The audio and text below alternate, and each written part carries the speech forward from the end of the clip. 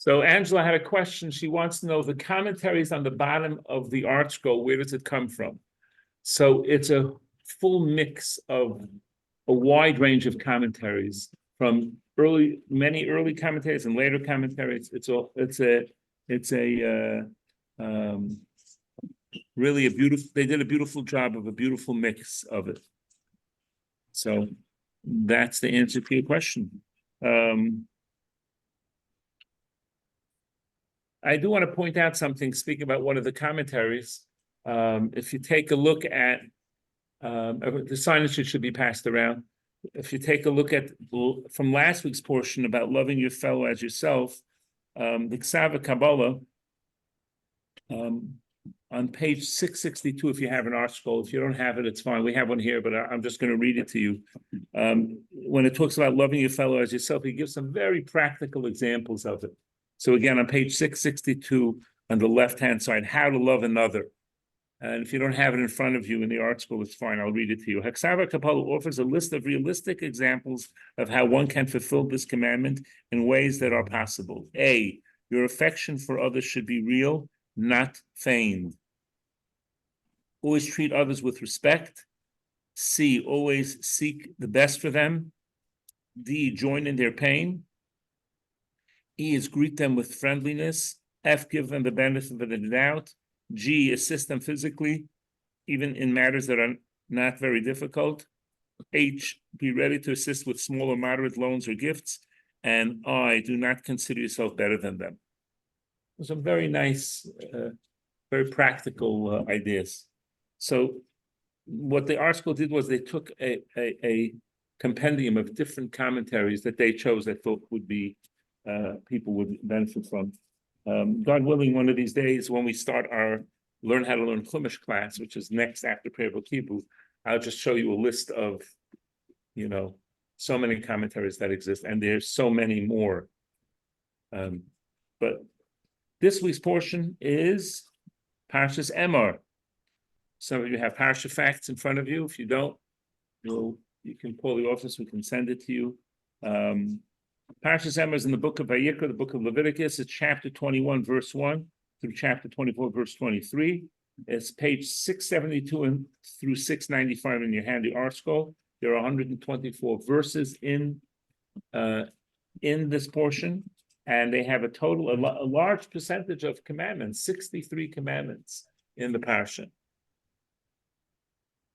24 positive, 39 negative, and the beginning part of it focuses on the laws of the Kohen.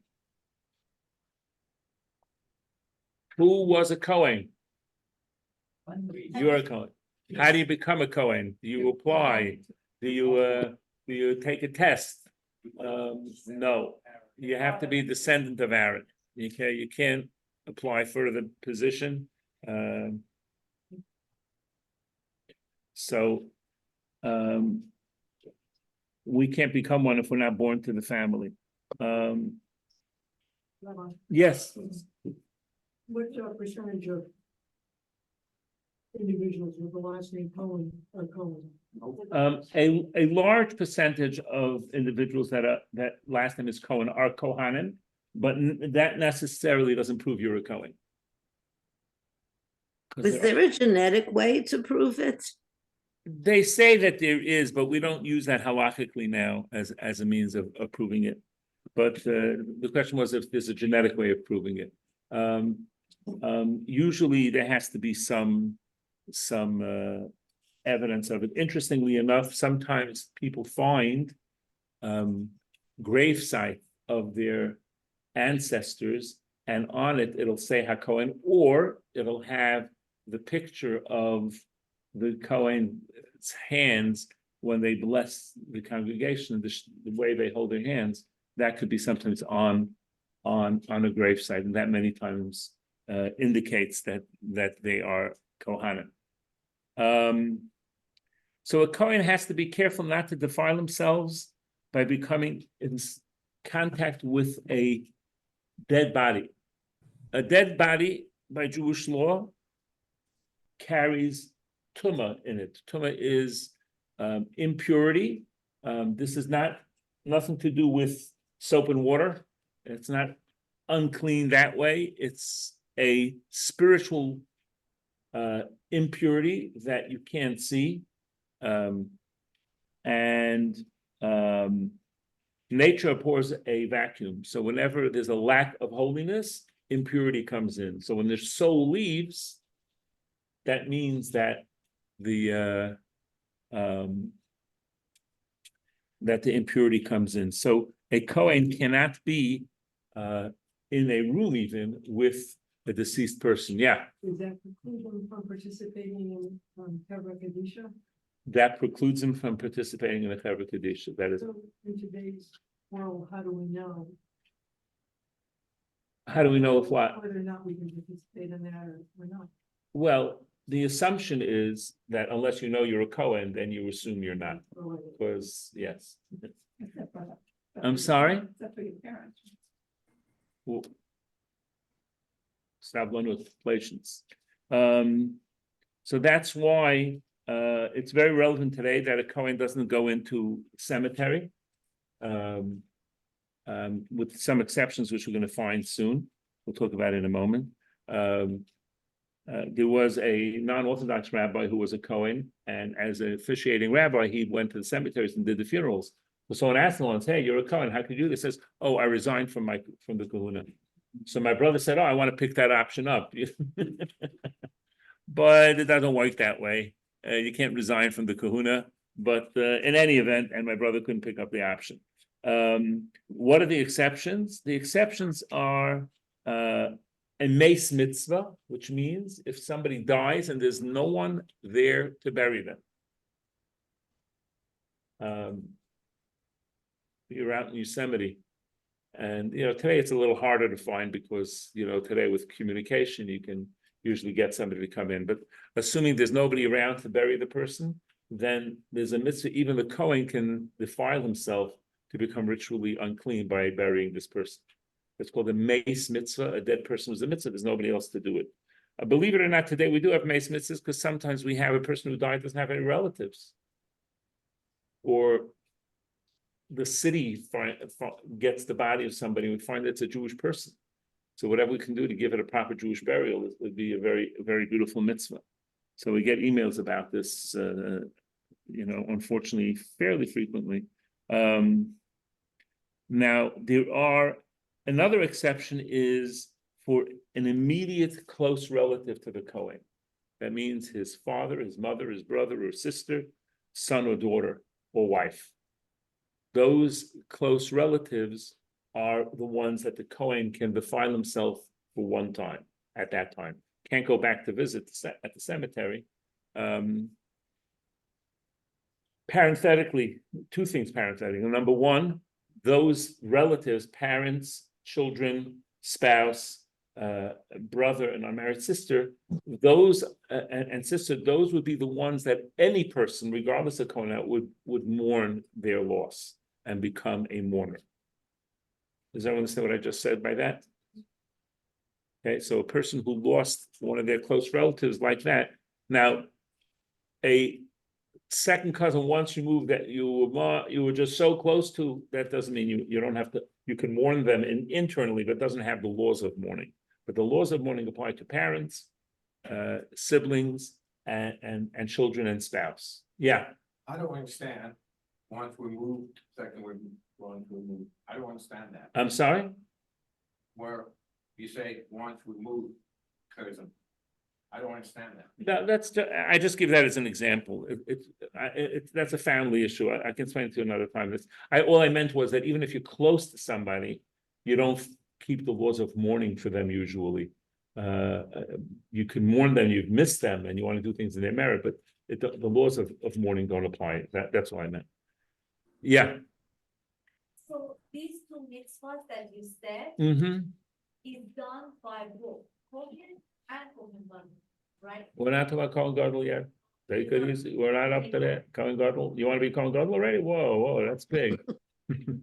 Not yet. Just we're talking about a Kohen now. Just plain Kohen. Kohen Gadol is a high priest, which we don't have today because we don't have a base. I mean, we don't have a temple, right?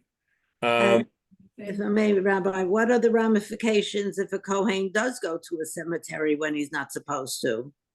Then he's transgressed a commandment. He's done something wrong, and when the temple will come, he's not going to be able to go into it without being purified. Okay. Thank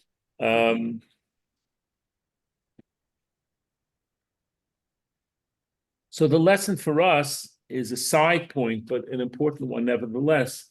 Environment makes a difference.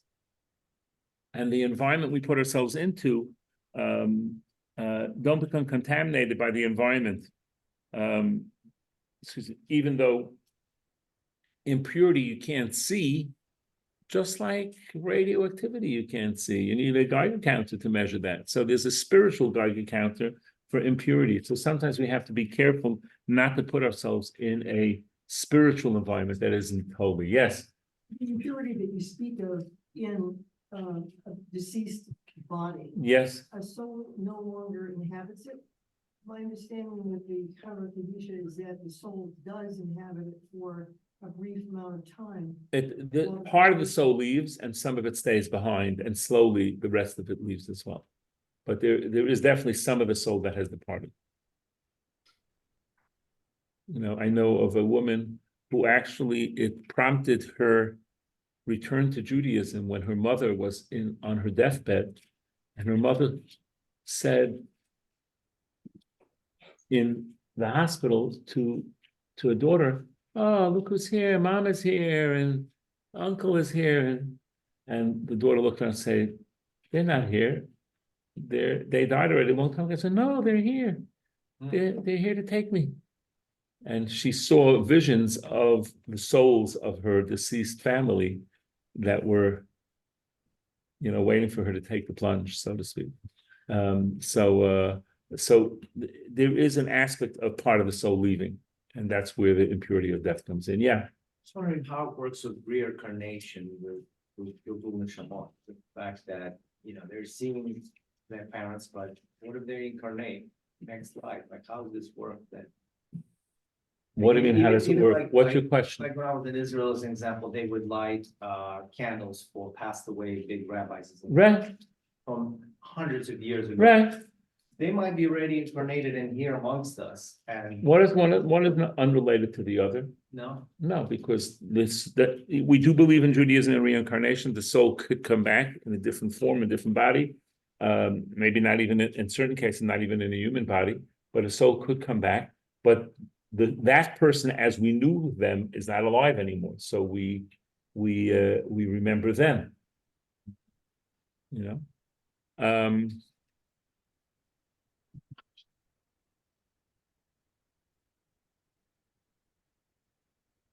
So, by the way, in the hospitals, even it's not so simple. That's why Cedars, for example, has a special.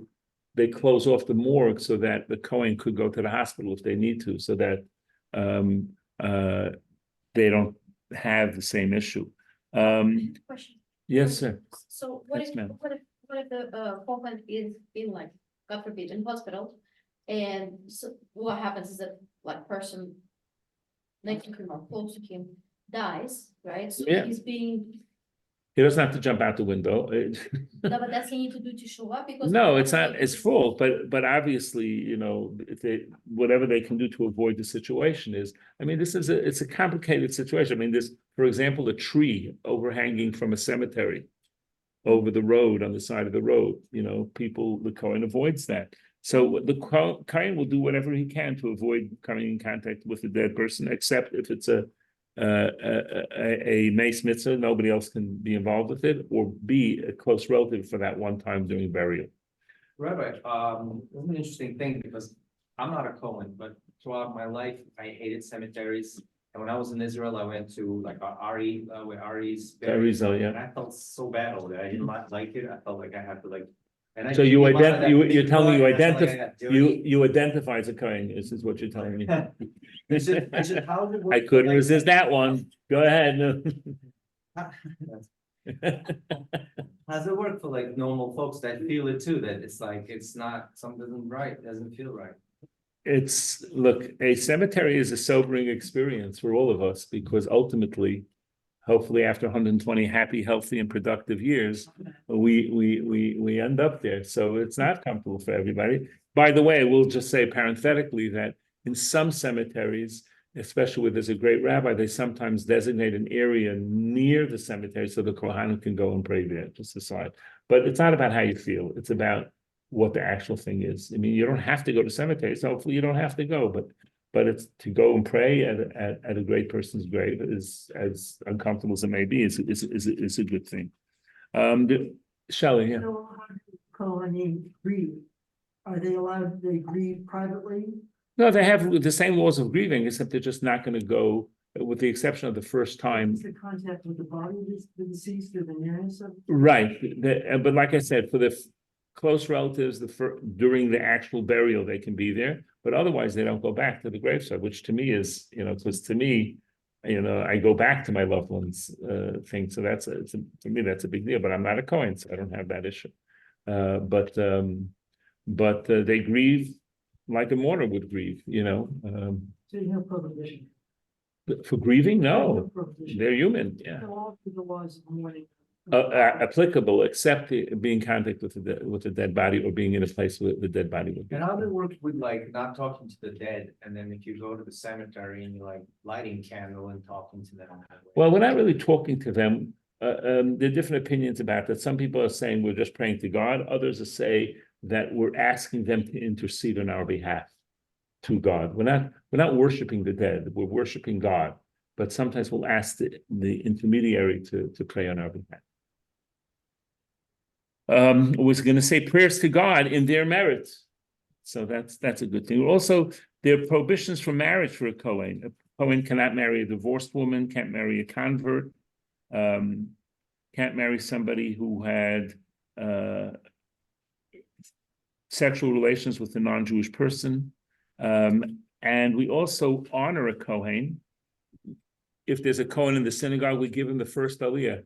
When he's called up to the Torah, he gets called up first.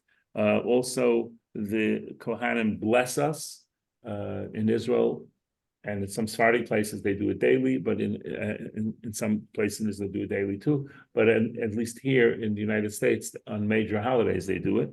And also sometimes the Kohen is asked to lead the grace after meals. If there's people together, the Kohen is asked to lead that too. The Kohen Gadol is even stricter, so he cannot become ritual unclean even for a close family member, and he also cannot marry a widower. So a widow, he can't marry a widow. So the Kohen Gadol, the high priest, has extra laws. Now, what this is important to realize is that we have different roles in Judaism. There's Jews and non-Jews. There's men and women. There's a Kohen and a Levi and a Yisrael. So the Kohen is the one comes from Aaron. Levi is from the tribe of Levi. For example, what we do here at Shul is when there's the blessing of the Kohanim, we announce that we ask the Kohanim and the Leviim to step outside to prepare for the blessing of the Kohanim, and the Leviim, which served in the temple to serve the temple, would go out and they wash the hands of the Kohanim. So, and then the Kohanim come in and do the blessing then. So that's, so different people and different things have different roles.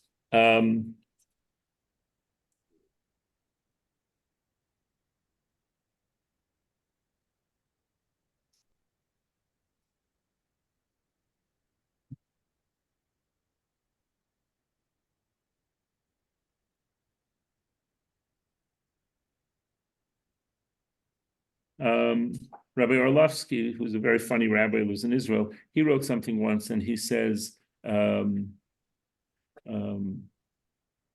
dealing with the non-Jewish world, we have to be aware.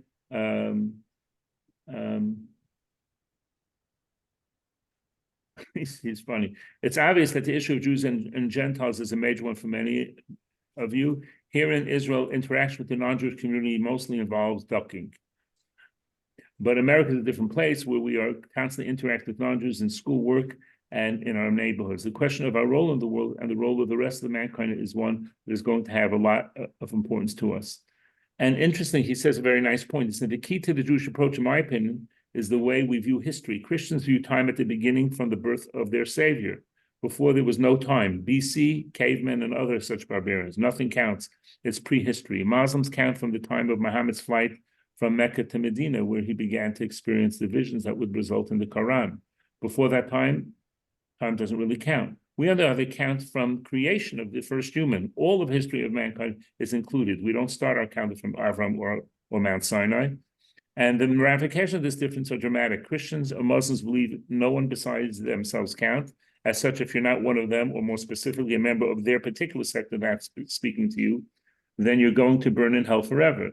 That's obviously bad. So they encourage you to join, often with the strongest terms, torture not excluded. From their point of view, it makes a lot of sense because they're saving you from eternal damnation. We, as you know, take a dramatically different approach. A non-Jew comes to us and asks to convert. We ask them why. This is always disturbing to prospective converts. Why? Because I don't want to burn in hell. That's why. No problem. We tell them, you see, we believe that the righteous of all people have a place in the world to come. So Judaism is a strange sort of religion. We don't believe you have to belong to us to go to heaven.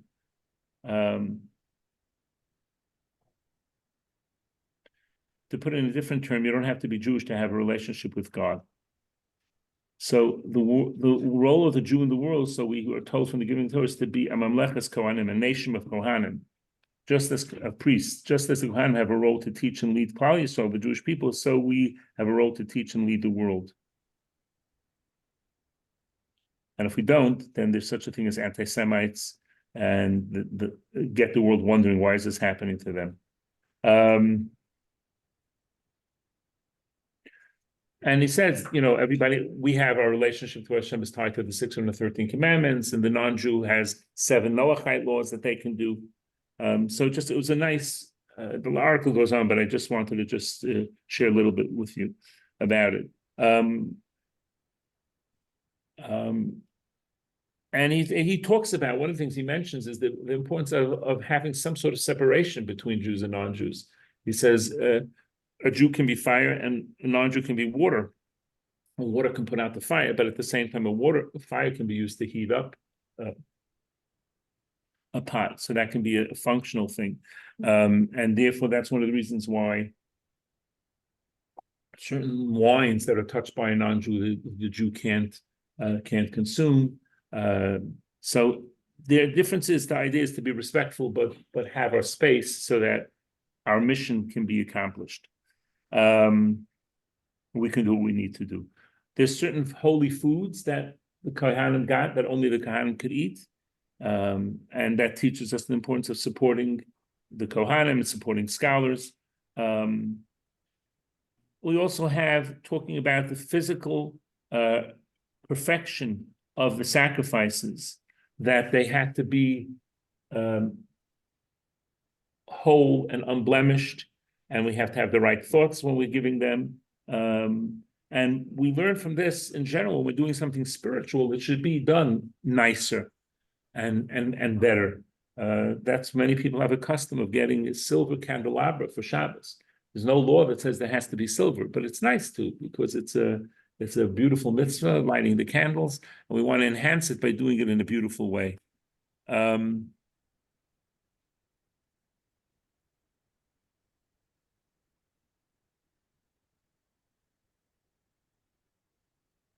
Interestingly enough, the korban, to bring a sacrifice in the temple in those days, the animal had to be at least 8 days old. Why 8 days old? So one of the reasons is that to go through a Shabbos. That in every 8 days you have at least one Shabbos. So let the animal do this. Also, the oral tradition tells us sacrifice the animal on the 8th day constitutes a sign that is being offered in God's honor, not in anything else. Because during the 7 days of creation, something was created that day. So on the first day, heaven and earth were created. If a Jew offers an animal that's a day old, someone may think that he's worshiping heaven and earth. Second day, to the firmament, which is created on that. Third day might be he wants to honor the oceans and the dry land, et cetera, et cetera. So this way, the 8th day is creation is over, and now we want to just honor God. So that's one of the reasons why the animal has to be 8 days old.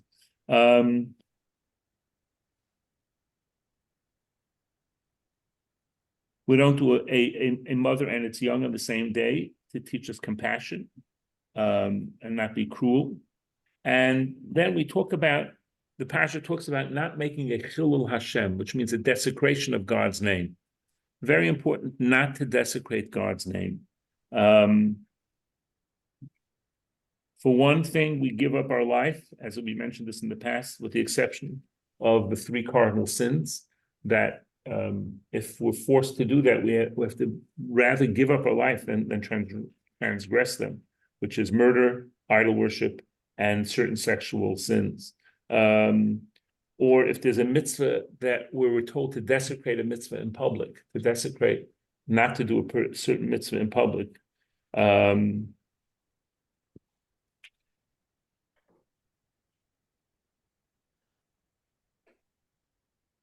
There's a beautiful, the Rambam, Maimonides writes beautifully, if a Jew who is learned in Torah addresses others in a gentle and friendly manner, receives them with happy countenance, does not offend them even if they insult him, honors those even who make light of him, acts honestly in his dealings, does not sit long at parties and gatherings of those that are ignorant of Torah, but is constantly seen active with the Torah while wearing a talus with tzitzis and tefillin, and he, moreover, always acts toward his fellow man beyond the strict requirements of the law, then this Jew truly sanctifies the divine name. On him it is said, verse in Yeshayahu, you are my servant Israel, through whom I will be glorified. So we all have opportunities to sanctify God's name, which is a very beautiful, beautiful thing. And we have to be careful to make sure we're doing the right thing. For example, if nobody's paying on credit and the rabbi comes into a store and he orders something and he shouldn't walk out without paying, even though maybe the owner is giving it to him or giving him credit. If nobody else is getting credit, he should act in a way that he should be above and beyond reproach. Interesting story. There was a man who was in the Holocaust who did not eat non-kosher during the Holocaust, even when he was in a concentration camp. Now, I can't even describe how unbelievable of a sacrifice this was. And would not be required by Jewish law even, because they got such a meager food that, I'm not talking about you starving because you haven't eaten for 5 minutes. We're talking about real starvation. So technically he was allowed to, but he took a stringency upon himself that he was not going to eat non-kosher. The Nazis saw the war was coming to an end. The Russians were pressing on one side, the Americans and the British were pressing on the other side. And the Nazi knew that this guy didn't eat non-kosher.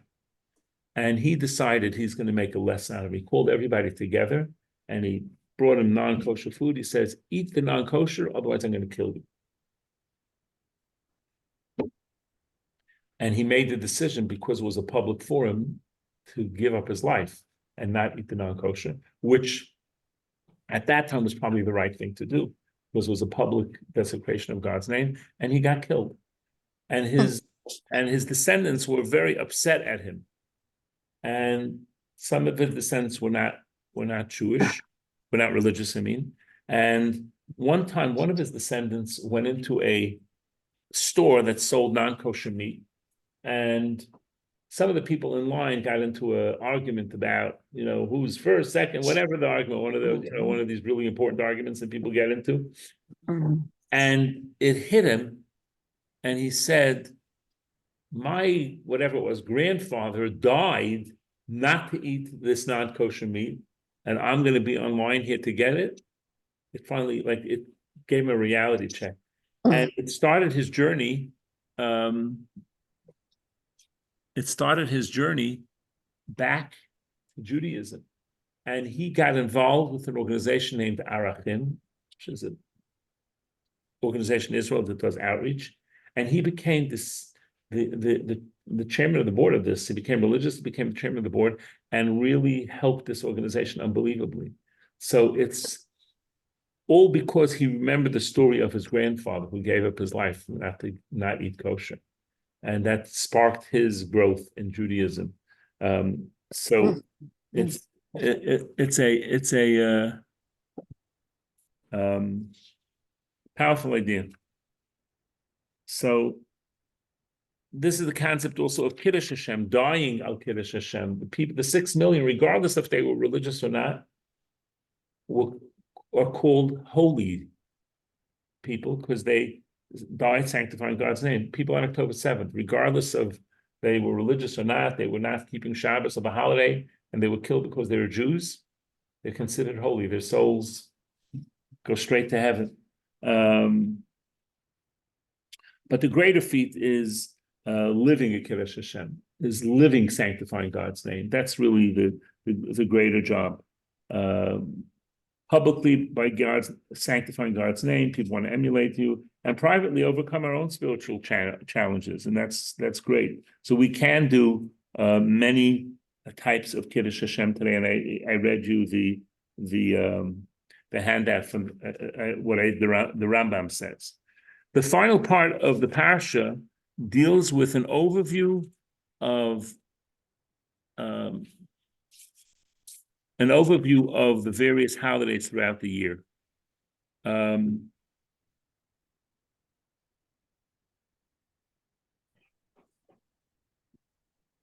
So if you look at the last 2 pages of the handout that I gave you, the first one, now the holidays are linked not to the secular dates, but to the Hebrew calendar.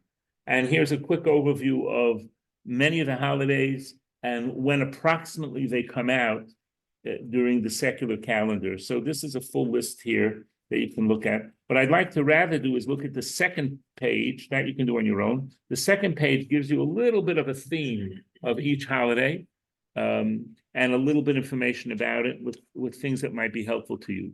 Rosh Hashanah is the beginning of the new year. That's, as the other paper tells you, is usually in September or October.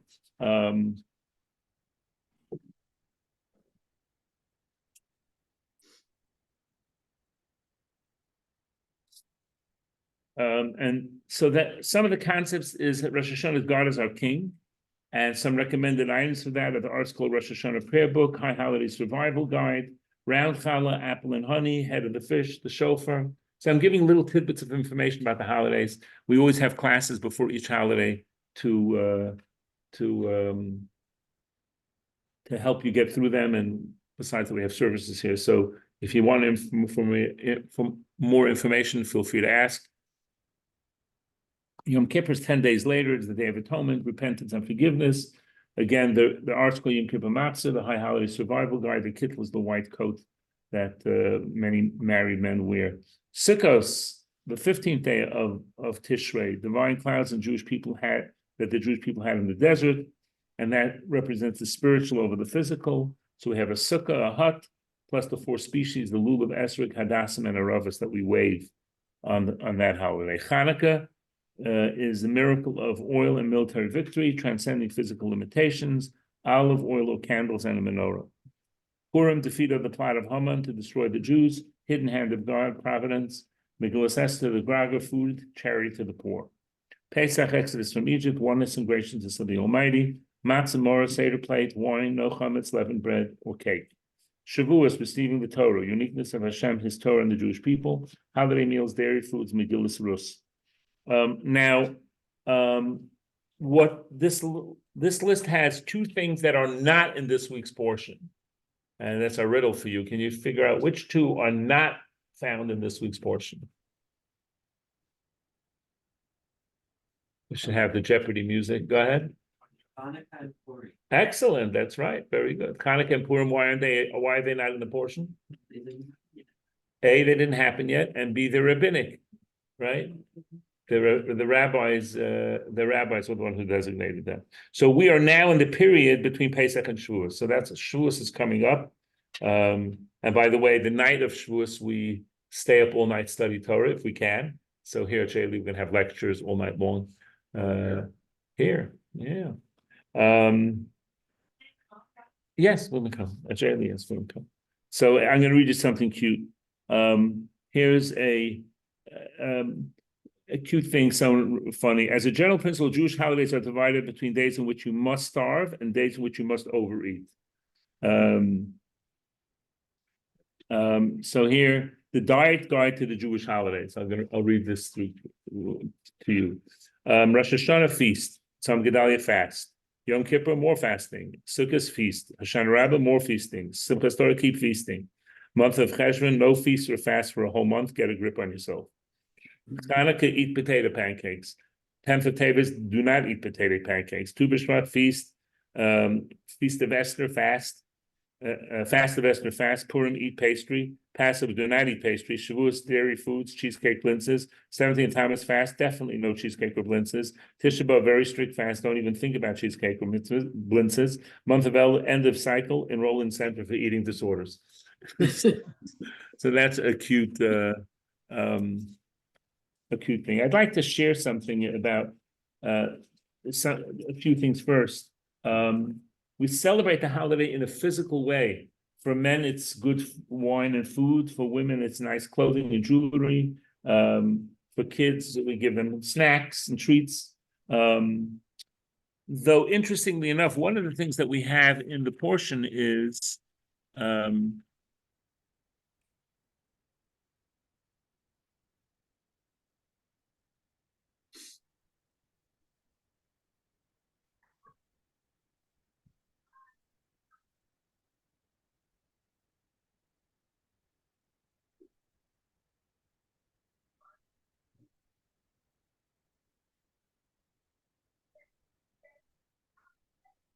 you also have, by the way, keeping Shabbos is also here, mentioned again.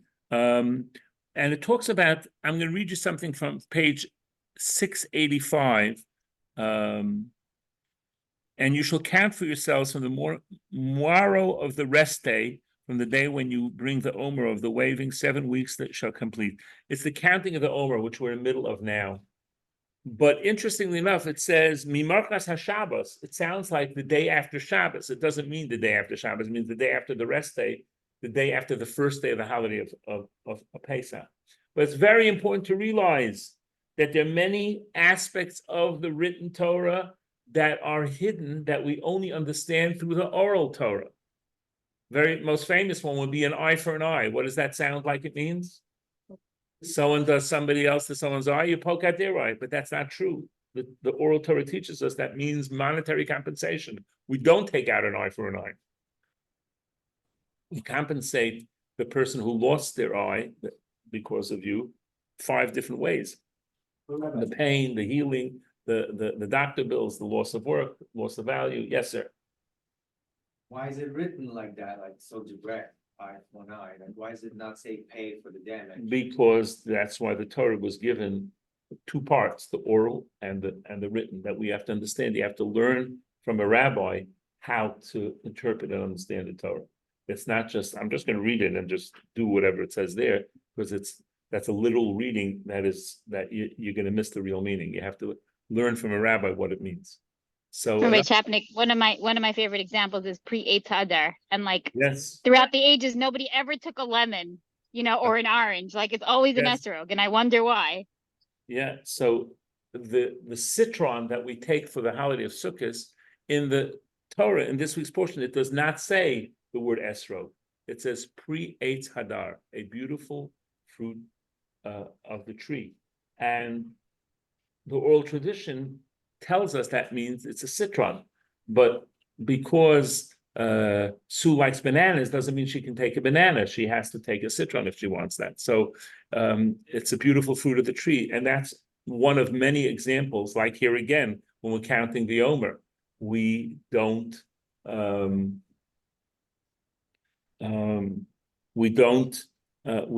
count the day after Shabbos. It's the day after the first day of the holiday, the day of rest. So that's an important idea. There's a nice book that we have called Judaism in a Nutshell that does a nice overview of the holidays. You're welcome to check that out. I think we have some in the library as well. I'd like to conclude with an interesting idea. There was once a therapist. First I have to do something else. Last year, we had an assessment at the school down the block where I teach in the mornings. for accreditation. And the people who came for the accreditation, 3 out of 4 of them were non-Jews that came to observe the school. And I'd like to share just some of the things that they wrote about the school. On behalf of the visiting team from WASC, which is Western Association of Schools and Colleges, we cannot thank you enough for your graciousness and professional welcome and support over the last 3 days. This was an incredible experience for the 4 of us, and each member of the Torah Semis community was welcoming. As I said in my closing remarks, yours is a very special community.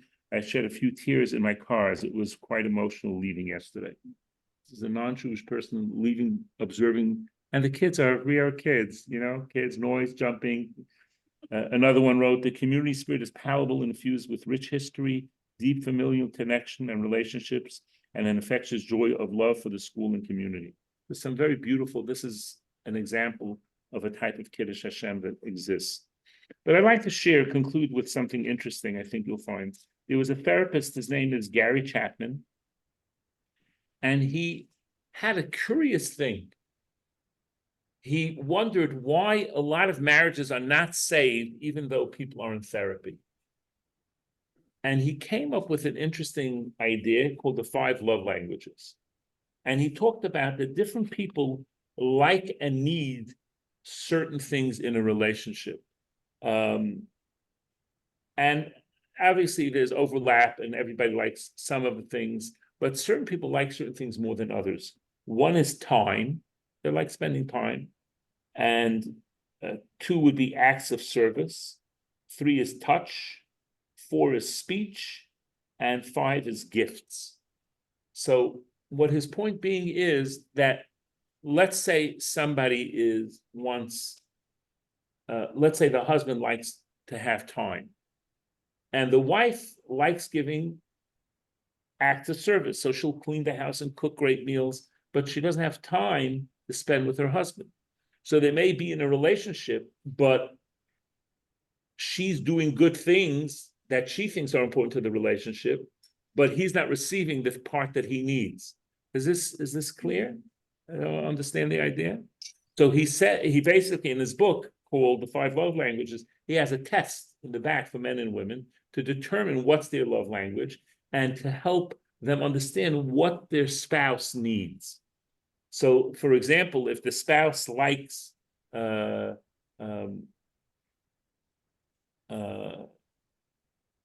words and they're giving gifts, there's a disconnect. But if you learn, no, you like kind words, I like gifts, so then they learn each other's language and that can save a marriage. Is this clear? Okay. So I wanted to suggest that the major holidays that we have in the Parsha here are God's 5 love languages to us. So Rosh Hashanah is time. That's when the world was created, and that's when we're inscribed for life. Yom Kippur is acts of service, because Yom Kippur is the day where we can get, if we do proper repentance, we can get our sins cleansed. Sukkot is touch, because we're going into God's hut, and interestingly enough, the minimum size of the walls, the minimum amount of walls is 1, 2, and a little bit, which is like an embrace. So I'd like to suggest Sukkot is touch. Pesach is speech. The word Pesach is Pesach, the mouth utters, and it's also lechem oini, the bread of that we talk about. And Shavuos is the ultimate gift. God gave us the gift of the Torah. So I'll go through quickly again. Rosh Hashanah is time, when God hopefully inscribes us for life. Yom Kippur is act of service. He cleanses us from our sins. Sukkot is touch, because we're in, so to speak, God's embrace. Pesach is speech, because we can talk. We also sing the song by the sea, and we speak about the bread of affliction. And Shavuos is the gift of Torah. That's the greatest gift that God gave to the world. So this is Hashem's 5 love languages, if you will, to us. It's just a thought, it's a nice potential interpretation, And Hanukkah and Purim don't have one? because that's not biblical. So, And right, ironically, these are the ones that stay in the end. what do you mean, the state? When Mashiach comes, the only. No, holiday- Purim, I'm not, I'm thinking about Hanukkah, I think Purim. Not Hanukkah. Okay, so, a lot of interesting things. We covered a lot of stuff, not all of it, but all the Parsha, but we're open to questions, comments, and thoughts. Yes, Angela. So, Rabbi, I have a question about Rosh Hashanah. Pro or con? I don't, No, go ahead. I just give it to you. Go ahead. there, for example, if there is a Scholar? Bible scholar, somebody who knows a lot of Torah, 1 minute they taught different Torah, the next minute, right? That they're studying, in my view, it might become as the Sahara. Okay. What should I do? Like, should I get up and go? Should I say something? Well, it depends. I don't know the circumstances. So I don't know. Is it at a lecture? Is it in private? Yeah. What should I do? Just pretend that I don't hear? or- Well, you're definitely not supposed to believe it. If you can walk away, that would be great. It depends on your relationship with them. Can you go over to them privately and say, if you don't want to, then don't. If you're not comfortable, then don't do it. So the idea would be to avoid the situation. If you like learning from them, you could maybe learn something from them. But You cannot get up and everybody's sitting and like. if you had to go to the restroom, what would you do? That's all, Or what about if it's one-on-one, if the person is sitting next to you? Well, you see, what you may want to do is go to somebody who's more learned, if it's at a lecture, and say, to me, that sounded like Lashon Hara. Did I miss something? Is that relevant to us to hear about such and such that this person said? It's pretty much chance that it's a Lashon Hara. Okay, look, How do I tell the person, because I want to have relationship with them, but I don't want to be the subject to hear Lashon Hara, and I. so, would love but you said you don't want to say anything to them, so you sort of locked yourself into a corner a little bit, right? You can write them a note if you want. should I tell them, like, what should I tell, because this is a scholar, it's not like somebody that. I know, it depends what your relationship with them is. It's not your rabbi, it's somebody who you speak about, hear about it. Well, then ask somebody to find that, to speak to them, somebody who thinks he would hear from, That's, again, it's a little too vague, but that's what I would suggest. Fine. If you're not comfortable saying anything, then ask somebody who might be comfortable to say something. Any other questions, thoughts, questions? Comments? Yeah, Okay. Two things, a question and then a comment / thought. Please. Two separate things. I guess about Shavuot and the oral Torah and the Torah. So the Torah, the written Torah, how it's given, pretty obvious, it's just written down. right. How is the oral Torah given? That's a good question. It was given it was taught verbally. I mean, like, the great example is if you look at the cover of the Parsha facts, you'll know a lot about what we talked about today, but you're gonna be missing a lot of information because this is just an outline. So the written Torah is like an outline. So you have to have, it was passed on. The Mishnah in Pirkei Avos begins that Hashem taught it to Moshe, Moshe taught it to Joshua, Joshua taught it to the. Would that be also at the part where he got the tablets of the 10 Commandments? Moshe was taught all because Moshe was on Mount Sinai for 40 days and 40 nights to learn the entirety of the Torah. Yeah, and he passed it on. Mhm. And the Mishnah is the record of the world. The Mishnah, which later expanded into the Talmud, into the Gemara. So Mishnah and Gemara are a lot of the oral Torah. There's also Midrash, and there's also later on the Code of Jewish Law. But it started with the Mishnah, expanded into the Gemara, and then went from there.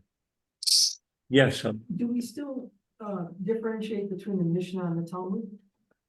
Yeah, I mean, when you hold up a piece of, when you hold up a volume of the Talmud, you'll see inside it starts with the Mishnah, and then the Gemara will expand on that Mishnah. But you can learn the Mishnah separately. Yeah, My other comment and thought was about, when you're talking about, for instance, Christians and, only certain type of person go to heaven. Supposed to choose where anybody can go to heaven.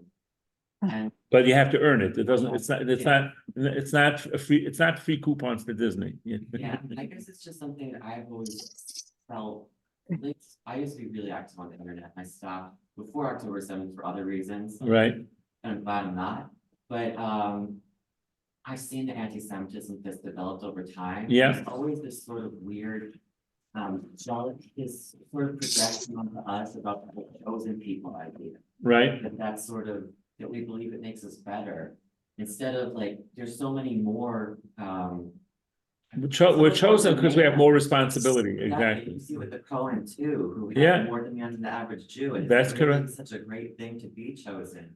And they sort of misunderstand our entire concept of it. You know what? I mean, it's just- I wish that was why they're upset, because we think they're better than us. That's not, I don't, they're definitely not thinking that now, and they're busy telling us how terrible we are. Yeah, I haven't checked in a while. yeah, you're not missing anything. You're not missing anything. I think, Addison, to what you're saying, that there is an underlying deep-seated jealousy. And that I personally believe is one of the seeds of anti-Semitism. Yeah, well, the Gemara, the Talmud, Historical incarnation. the Talmud says No. that Sinai, the word Sinai, which is Mount Sinai, is related to the word spelled differently, but sounds the same, to the word sinah, hatred. That when we got the Torah, that's when hatred against the Jewish people began. So it is a little bit like, because that's when we were chosen, so. They just refused it. Yeah. Anybody else? On Will Zoom? the Just hatred a end- comment. I'm Sorry, go sorry. ahead. Malka, go ahead. Will the hatred end when the Mashiach comes? Yes, because then V'haya Hashem HaMelech HaKol Haaretz, God will be king on the entire universe. By Yom HaHu, on that day, Yeh Hashem Echad U'Shmo Echad. His name, he will be one, and his name will be one, and everyone will know the truth. And that's one of the reasons why, when Mashiach comes, we don't take converts. Oh, it's like after the election, you're going to put the bumper sticker of the winning candidate on your car. It doesn't work that way. Chani? Yeah, just a comment for anyone who has like difficulty with the concept of oral law versus written law. You can correct me if I'm wrong, but I believe that Rabbi Yosef Karo, who authored the Shulchan Aruch, was busy, writing the code of, in a sense, Jewish law. And at the same time, I think the Ramah in Krakow was busy outlining the Mapa, and ended up, I think, like deferring to Rabbi Yosef Karo as sort of like they were his footnotes, but he didn't take ownership of like his whole manuscript, which virtually, I believe, was very much the same as Rabbi Yosef Karo. So Yeah. there's no coincidence that at the same time, they were pretty much authoring the same thing because they didn't want it to be lost. Right, and Rabbi Yosef Karo is what's used more for the Sephardic community, and the Ramah is used for the Ashkenazi community. And by the way, So what's the work that the Ramah, like, do we consider that the Shulchan Aruch? What do we call it? no, Like Ashkenazim. No, so the Ramah is put into the Shulchan Aruch. Shulchan Aruch. So it'll have Rabbi Yosef Karo, and then underneath it, in the text will be it'll say Ramah or Haggah. Okay. So we use ultimately the Ashkenazim will use both. Okay. We use Okay. both. And then, of course, Okay. many commentaries on that as well. The Ramah, by the way, was buried in Krakow, which is the city where my father of blessed memory was from, and his yahrzeit was Lag BaOmer, and many people from all over Europe would come to his gravesite to pray at the at the Ramah's gravesite on Lag BaOmer. Well, it's a good year to go there instead of Meron, because nothing's going on in Meron Right, this year, right. apparently. Yeah. Well, Hashem should have. Unfortunately. Hashem should Yeah. have. Any other questions, comments, thoughts? Just wanted to comment on what you were saying about jealousy. It's true, but I was reading in Tanya yesterday an interesting thing about how Jewish people, when they bowed out to the golden calf, really created so much sin for themselves and for the world. And I think that's also a reflection of that hate. I think it's like a rebellious energy, Yeah, right? I don't know how the golden calf reflects on the non-Jew. That I'm not sure. I'm not So familiar that with that. is fine, Yeah, it could be. I'm not familiar. Well, it's like we are responsible for the holiness in the world, so. Yeah, look, there are consequences to our choices, that's for sure. All right, have a great week, everybody. The library is open. There are candles here for Shabbos. Please enjoy. Thank you. You're very welcome. Take care and take care. Thank Lisha, you, Rabbi. take care. Thank you, Rabbi. Thank you, Rabbi. Malka, take care, Chani. All the best. Take You care. well. Looks like it's a nice day, Chani, in New York. Baruch Hashem. Yeah. Enjoy. I mean, it's gonna be raining a little bit, but on and off, you know. Enjoy. Thank you. Take care. All the best. Take care, Diana. Take Bye. care. Take care, Aaron. Malka. Thank you, Rabbi Czapnik. You're welcome. Take care. Thank you very much. You're welcome.